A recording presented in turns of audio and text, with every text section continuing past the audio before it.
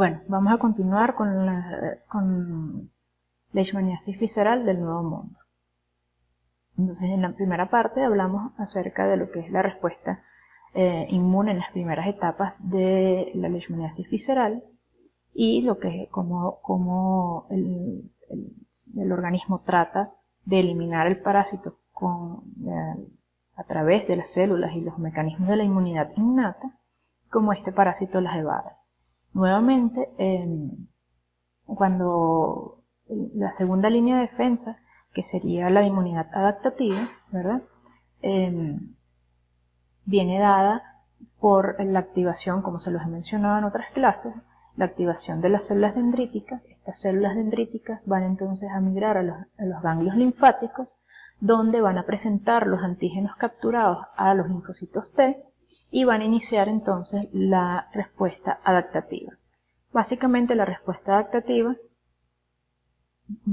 puede ser de dos tipos, pueden ser de más tipos, pero principalmente tipo Th1 y tipo Th2, ¿verdad? En donde la respuesta tipo Th1 predomina una respuesta celular, mientras que en la respuesta tipo Th2 va a predominar la producción de anticuerpos, lo que conocen ustedes como inmunidad humoral.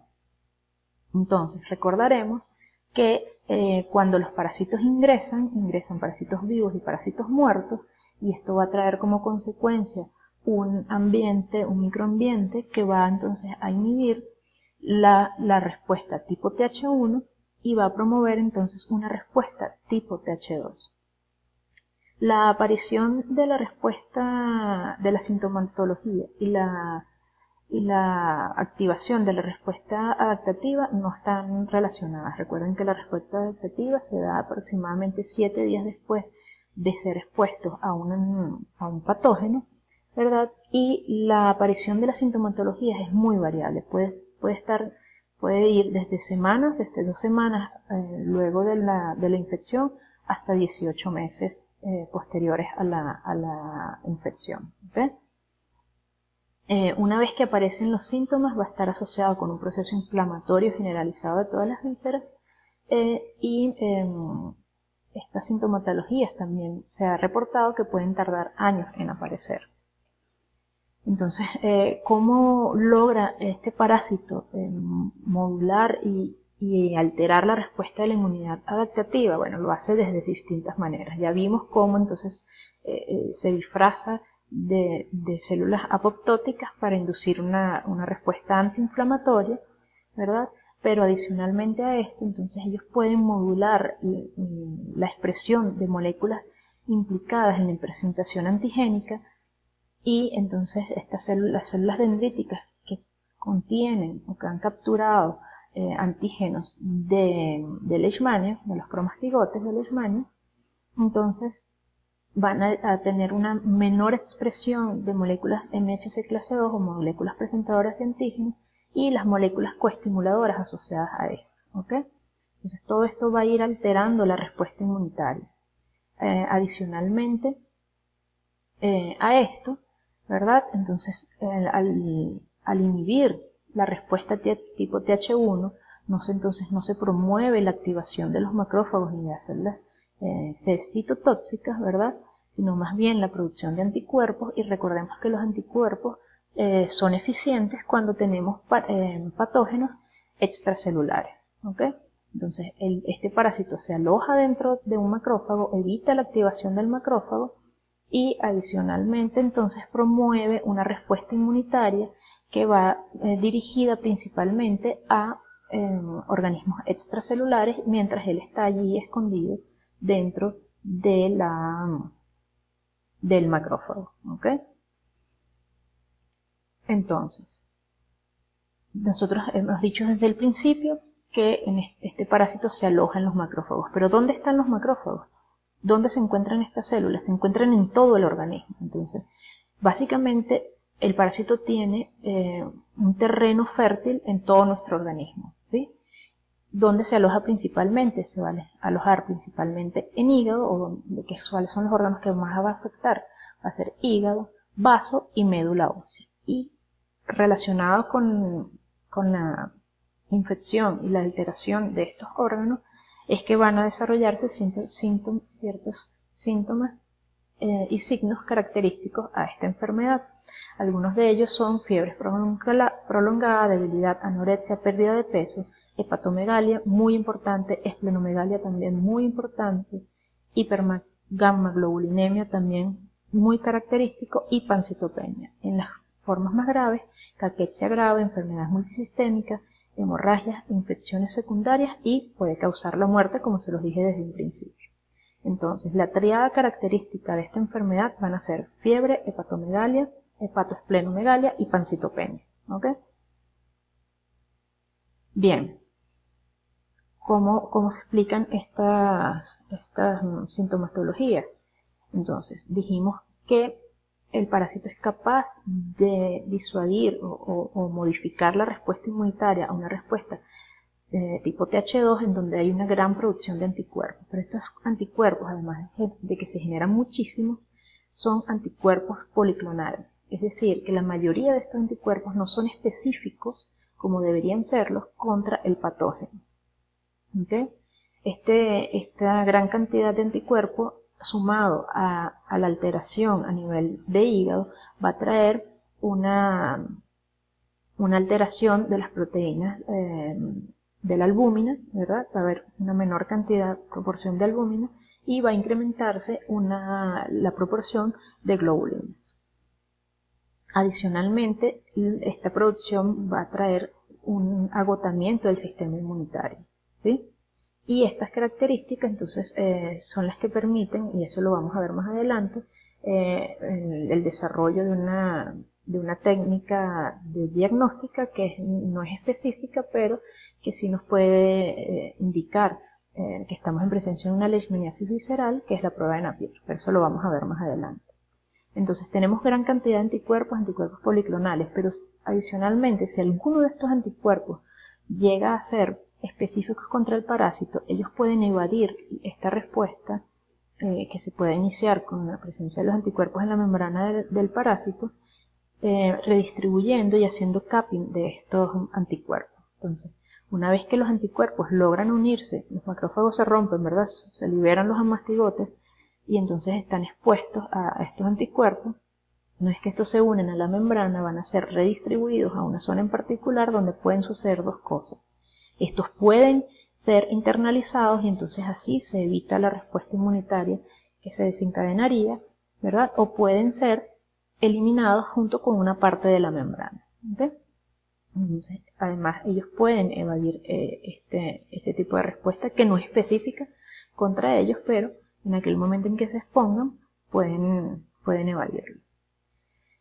Por otra parte, entonces vamos a tener que hablamos de hipergammaglobulinemia y pancitopenia. ¿Qué pasa? Tanto el hígado como el vaso, como la médula ósea, se van a transformar en grandes campos de cultivos de amastigotes de Leishmania.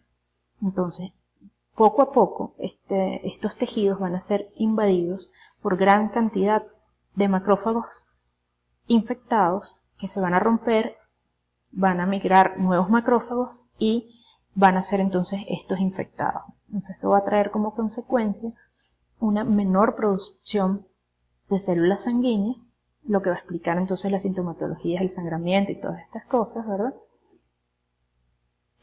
Y adicionalmente entonces estamos afectando, alterando la actividad en el vaso y entonces hay una mayor destrucción de los glóbulos rojos causada por un hiperesplenismo.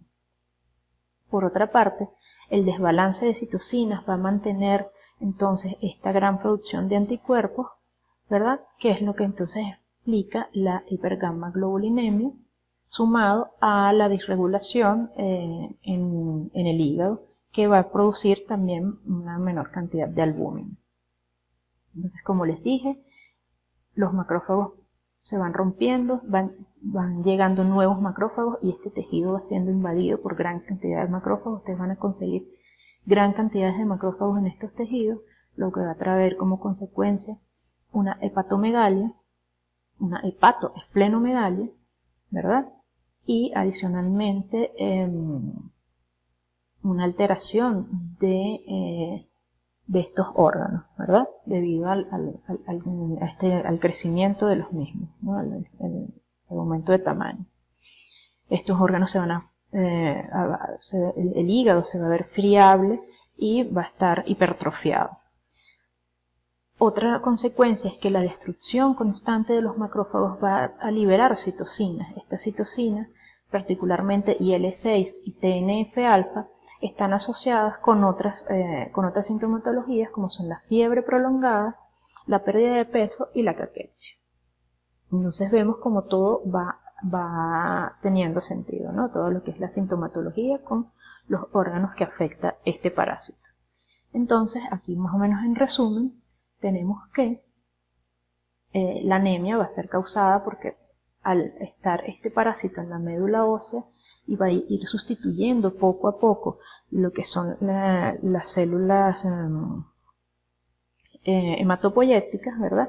Va a haber una producción de las líneas de las células sanguíneas, una menor producción de las células sanguíneas, lo que le explicaría la anemia, y el hiperesplenismo también se sumaría entonces a la anemia. La producción de citocinas, como lo dijimos ya anteriormente, tipo TNF-alfa, explicaría la caquexia y otras características como la fiebre, y la hipergammaglobulinemia ya lo hemos explicado anteriormente. Las hemorragias entonces son una consecuencia también de una disminución en la producción también de plaquetas. ¿Okay? Entonces vamos a tener hemorragias en diferentes partes del cuerpo, y esta gran cantidad de anticuerpos que se generan puede entonces llegar a producir complejos inmunes que pueden llevar a una insuficiencia renal aguda. ¿Okay? Ahora bien, aquí para resumir, tenemos entonces que ¿cómo van a ser las características del vaso? Bueno, entonces el vaso se va a ver aumentado, crece en sentido vertical a la palpación, hay un aumento en su consistencia y no es doloroso, ¿okay? Al tacto no es doloroso. Por su parte también el hígado va a crecer de tamaño, ¿verdad? Va a aumentar de tamaño y llega a la línea media. También tampoco es doloroso a la palpación y tiene un borde fino y firme. Las fiebres entonces van a ser características de fiebres altas e irregulares, prolongadas, es decir, superior a 2 semanas de duración, y puede haber presencia de escalofríos. Y en la pancitopenia van a estar afectadas tanto la producción de glóbulos rojos como la producción de células del sistema inmunitario, ¿okay? Va a haber una leucopenia y también entonces se va a afectar la producción de plaquetas, lo que explicaría entonces el sangrado. Bueno, esta parte también es bastante densa. Aquí nuevamente les dejo mi correo. Y si no, en Teachler también pueden consultar cualquier duda que tengan. Gracias por su atención. Hasta luego. Hasta la próxima clase.